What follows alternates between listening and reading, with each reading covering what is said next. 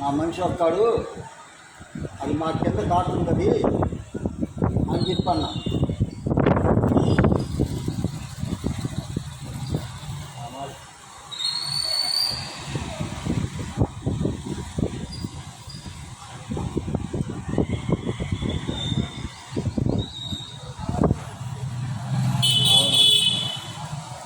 అవి వాడు బాగా చేసుకుంటారు.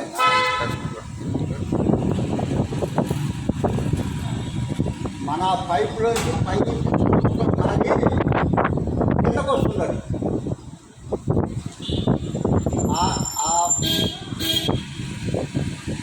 వాడు స్లాబ్లో నుంచి పైనుంచి కింద కాడి చెమ్మ వస్తుంది కింద.